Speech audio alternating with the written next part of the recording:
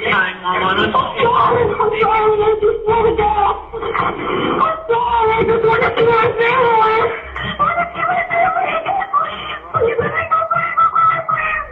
Help me.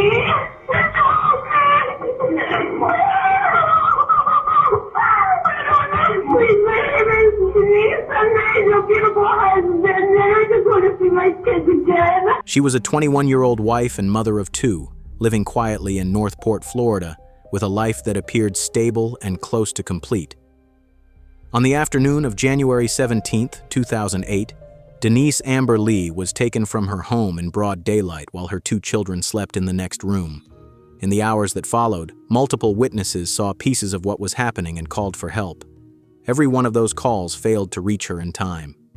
What defines this case is not only what happened to Denise, but how many chances there were to stop it and how each one broke down. This is the story of Denise Amber Lee and the system failures that would follow her family long after that day ended.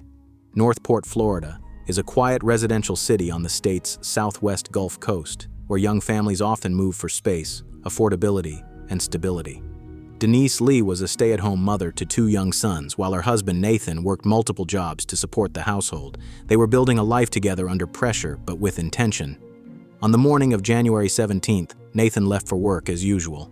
He spoke to Denise briefly at midday about routine things, ending the call as he always did by telling her he loved her. By mid-afternoon, Nathan Lee returned home to find Denise gone.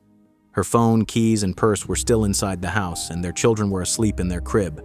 Nothing appeared forced or out of place. After calling her repeatedly on the drive back with no answer, he contacted 911. Northport Emergency? Yes, I'm at 7912 Latour Avenue. I just got home from work, and my wife, I can't find her. My kids were in the house, and I don't know where she is. I've looked every single place. Within minutes, a search began for a woman who had disappeared without warning into a timeline already moving without her. He then goes door to door in the neighborhood, asking anyone who might have seen or heard something that could explain her disappearance. I knocked on the door, the boy answered that lives there, and I asked him if he'd seen my wife, and he said no. He said, your wife? And I'm like, yeah. I'm like, I don't know where she is. He's like, I haven't seen her. I didn't know there was anybody else in the house. So I guess that girl that was the witness, she was home then, but she didn't say anything. One neighbor recalls seeing an unfamiliar green Chevrolet Camaro circling the area earlier that afternoon, briefly entering the Lee driveway before leaving. I was sitting in my living room, and a green Camaro kept driving by my house, so I went outside, and he pulled into the neighbor's driveway. I made eye contact with him. He seemed normal, so I wasn't too suspicious about it. I just figured he was lost. I saw him. He had light hair, was tall. It was anywhere between 1:30 and 2:30, so I would probably say around 2 o'clock. I was just sitting here watching TV, and he drove by probably, I'd say at least 4 times, just driving creeping back and forth very slow. A BOLO alert is issued for the vehicle, but not until 6:35 p.m., hours after Denise was first reported missing, during which critical time has already passed. Denise Amber Lee is in the back seat of a green Camaro, restrained and blindfolded as it moves through Charlotte County. At 6:14 p.m., while the vehicle is still in motion, she finds the driver's phone and calls 911. For nearly 5 minutes, she stays on the line with dispatch, carefully relaying information while trying not to alert the man in the front seat. She provides details about herself, the vehicle, and her situation as the call continues under constant risk. 911. I'm sorry. I just want to go. I'm sorry. I just want to see my family.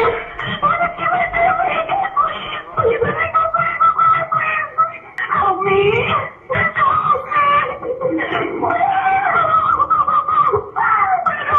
Please, my name is Denise. I'm your beautiful husband, and I just want to see my kids again. The call continues as the operator gathers information, and Denise responds while maintaining control of her voice.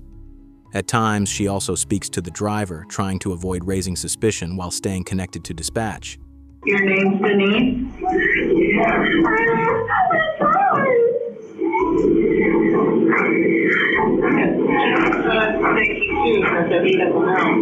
God, please protect me. Are you on I-75? Where are we?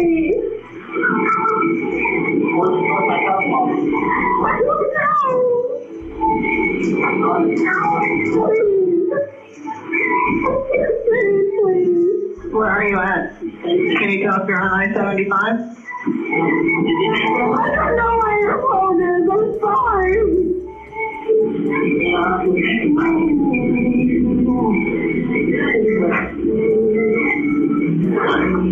You just tell me where we are.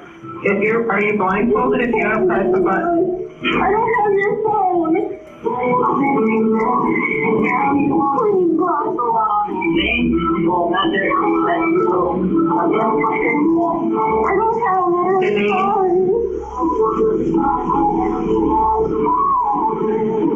Do you know this guy? I don't have it. I'm sorry.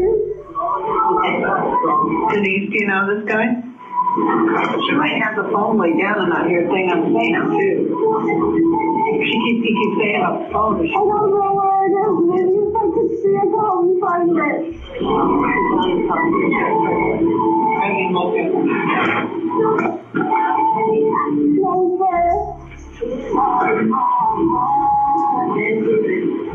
Denise?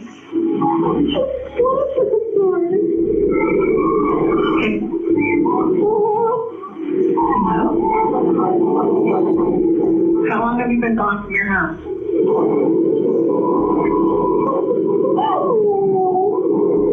How long? Do you know how long you've been gone from your house? What's your last name? Lee? Yeah. Do you know what street? Your name's Denise Lee?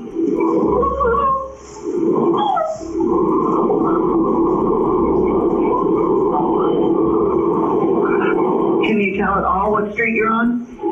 No. Do you know this guy that's with you? No. You don't know him from anywhere? No. What's your address? What's your home address, do you know? I don't know. Please take me to my house. Please take me home. I'm okay, please. Can you see or do you have a blindfold on? I can't see. Where are we?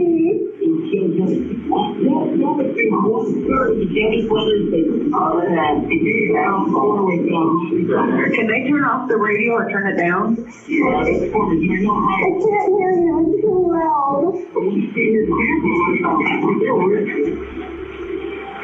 Where are we?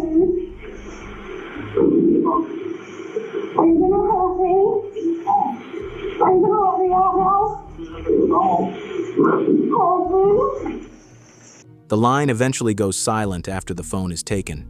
The recording is later confirmed by her father, Rick Goff, a veteran of the Charlotte County Sheriff's Office, who immediately begins coordinating a large-scale response across multiple agencies.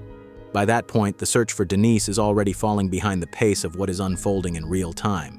Between 5:30 and 6 p.m., before Denise placed her 911 call, Michael King briefly stopped at his cousin Harold Muxlow's home and asked to borrow tools, claiming his lawnmower was stuck in the yard. While Harold gathered the items, he heard a woman inside the vehicle calling for help. When he questioned Michael, the situation was quickly dismissed and the car was driven away. Unsettled by what he had seen, Harold later checked the property claim and found no evidence of a lawnmower. He then made an anonymous 911 call from a nearby payphone, reporting what he had observed and describing the vehicle and the situation as he understood it. Is he going to hurt the girl? I don't. You saw them, though? Yeah. And where was she? Car. In the car? Was she okay? She looked like she wanted to be there. The information he provided matched other reports already coming in, but it was not fully acted on in time. At approximately 6:30 p.m., Jane Kowalski is driving south on US 41 when she stops at a red light and hears what sounds like a child screaming from the vehicle beside her. When she looks over, she sees a man alone in the front seat and a figure in the back seat struggling and hitting the window. I'm on Chamberlain. I just crossed Chamberlain. I'm on 41 going south. And I was at a stoplight, and a man pulled up next to me, and there was a child screaming in the car. Not a happy. What kind of vehicle was he in? It's a blue Camaro, in the 90s or early 2000s or something. Okay, it was a baby or? No, it was a child. It was more than old? you know what? It's dark, and I turned to look at him, and he's a white male, sort of light-colored hair, sort of plump. She follows the vehicle, stays on the line with 911, and tries to record the plate as the situation continues in front of her. When she attempts to stay behind the car, the driver adjusts his route and eventually breaks away before she can get the number. What Jane does not know is that her call enters a system where key alerts have not yet been properly shared between dispatch centers. By the time her report is logged, multiple deputies are already nearby, but the information does not reach them in time. Oh. He just turned on Toledo Bright. I don't know if I can catch up. There's a bunch of traffic and I can't get over. Oh boy. Child in the car, someplace between 5 and 10. And it was banging on the window. And screaming. And crying. And screaming. Her call becomes one of the final outside attempts to intervene before the situation is lost in real time. At 9:10 p.m., a state trooper locates a green Camaro matching the Bolo and stops it as it enters the I-75 on-ramp. The driver is ordered out at gunpoint after repeated commands and eventually complies. Michael King exits the vehicle alone. His clothing is wet, his shoes are covered in mud, and a shovel and a disabled phone are recovered from the car. He is taken into custody and brought in for questioning. In the interrogation room, he maintains a calm, controlled demeanor and immediately shifts the narrative away from responsibility. You told me that you were a hostage and that you were a victim. You started the conversation with me when we finally figured out that you were saying that you were, a victim as well. Right. You understand that? Okay. So that is true? Okay. He tells investigators they were both abducted by a stranger and separated, claiming he was later released. He provides no details that assist the search and requests legal counsel shortly after. 2 days later, search teams recovered Denise Amber Lee's body in a marshy area not far from where he was arrested. Her heart-shaped ring, given to her by her husband, is also recovered from his vehicle. The trial draws statewide attention. Prosecutors present extensive forensic evidence, multiple 911 recordings, and testimony from witnesses who encountered Denise during the search. The defense presents no witnesses. Michael King remains expressionless throughout the proceedings. After less than 3 hours of deliberation, the jury returns a guilty verdict on all counts. On August 28, 2009, he is sentenced to death following a unanimous jury recommendation. He maintains his innocence and never provides an explanation for the final hours of Denise's life. Denise did everything right. She found a phone, reached 911, and clearly provided her name, location, and details about the vehicle. She stayed calm in a situation no one should ever have to endure, but the system meant to protect her failed to act in time. She was 21 years old and left behind 2 sons, a husband, and a question. Florida's 911 system has still not fully answered.